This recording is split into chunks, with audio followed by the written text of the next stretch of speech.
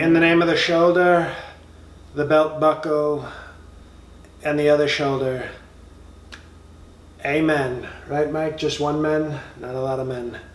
And we're back with Trump Bible Study, probably the greatest, strongest, most dominant, while also the most humble and Christian Bible study that I think you're going to find anywhere. I don't know if anybody knows the Bible better than me, even God. I think God is probably equal, as far as I know, to total Bible knowledge, okay? And I certainly know it better than Sleepy Joe Biden, who, by the way, wants to destroy religion. He wants to knock down all the churches and put up atheist ice cream shops, okay? And on top of that, he wants to take God and drive God in a car off a cliff like Thelma and Louise, except it's going to be called God and Biden. And we're not going to let him do it. We're great people of faith, and we're not going to let him do it. So we're reading a new passage today, like all days, some of the great passages. And as you can see, we're going to read, this one's called the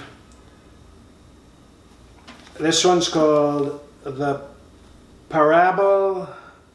Oh, this is a Jesus thing. This is where we've heard a lot about Jesus. We were focused more on some of the older, there's many testaments. There's a lot of testaments or tenements. There's, the buildings where the poor live, and you got the Old Testament and the New Testament.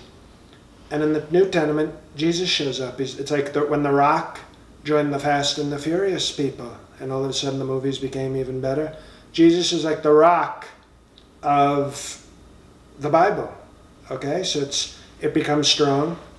And we're reading about the parable of the prodigal son, the prodigal and his brother. Okay, the prodigal.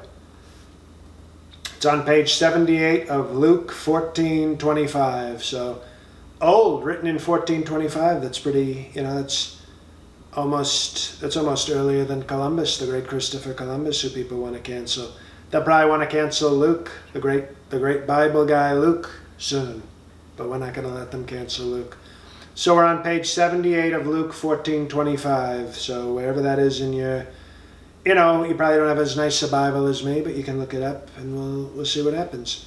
The parable of the prodigal and his brother.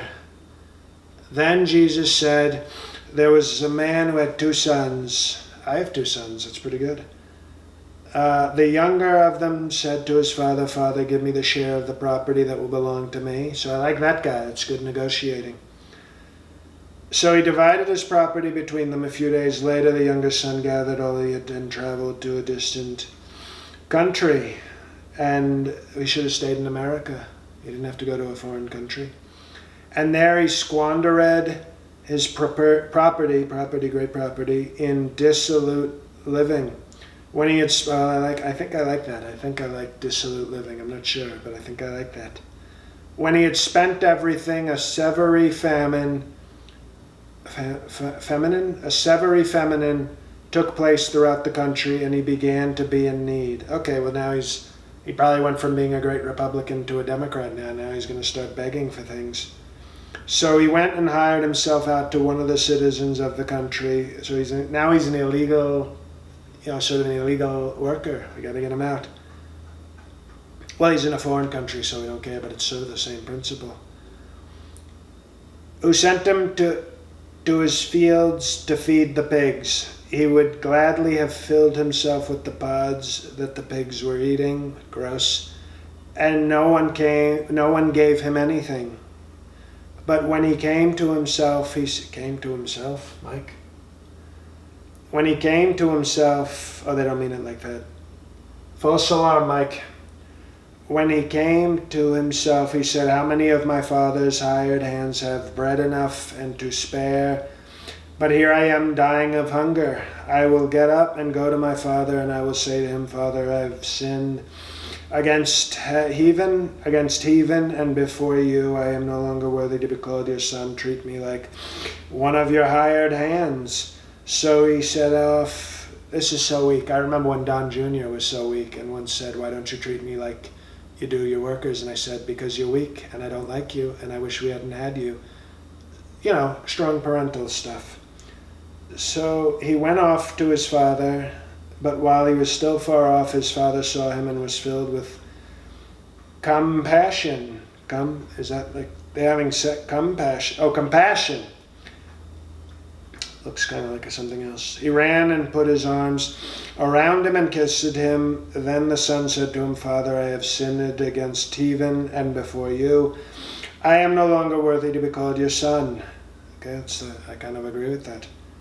You know, when you go from a Republican with great wealth to sort of a Democrat begging, you know, I wouldn't want you to be my son. If one of my two sons ever came as a Democrat, I would disown them. But the father said to his slaves, quickly, oh, he had slaves, I like the father. Quickly bring out a robe, the best one, and put it on him, and put a ring on his finger and sandals on his feet. And get the fatted calf. Okay, and kill it, and let us eat and celebrate, for this son of mine was dead and is alive again, he was lost and is found. And they began to celebrate. This took a turn. This might be my least favorite Bible verse. There was such a chance to be strong there, and instead he's being very weak. Now the elder son was in the field when he came and approached the house. He heard music and dancing. He called one of the slaves and asked what was going on. He replied, your brother has come and your father has killed the fatted calf because he has got him back safe and sound. Sound, great. We love sound. That's the problem with books and reading. There's no sound. Then he became angry and refused to go in. His father came out and began to plead with him. But he answered his father, listen, for all these years I have been working like a slave for you and I have never disobeyed your command. Well, maybe you should have. It's kind of weak also. Yet you have never given me even a young goat so that I might celebrate with my friends. But when this son of yours came back who has devoured your property with prostitutes, okay, you killed the fatted calf for him. Then the father said to him, son, you are always with me, and all that is mine is yours. But we had to celebrate and rejoice because this brother of yours was dead and has come to life. He was lost and has been found. You know, they're not all winners, folks. They're not all winners. You know, sometimes God, you know, they're not all, you know, sometimes you make a good book and then sometimes there's like chapters that aren't so strong. There's so much weakness in this one. You have the son who starts as a Republican, gets his wealth, goes to prostitutes, very sort of normal, acceptable Republican behavior, great faith, but then all of a sudden turns Democrat and is begging people for help instead of, it's called personal responsibility. And then we find the father forgives him so quickly. My father was not very nice or forgiving, and that's why I'm so strong. And the father forgives, so that's weak. And then the one person I was hoping for, the other son, very strong, knows that this is wrong, but has never once tried to steal from the father. Never once asked for a goat. Should have asked for many goats then.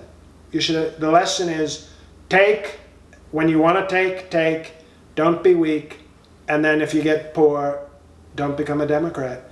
So I didn't like the prodigal and his brother. It's sort of a weak story, but hopefully Jesus has better stories. I think maybe he has better stories than that, but that was not a good one.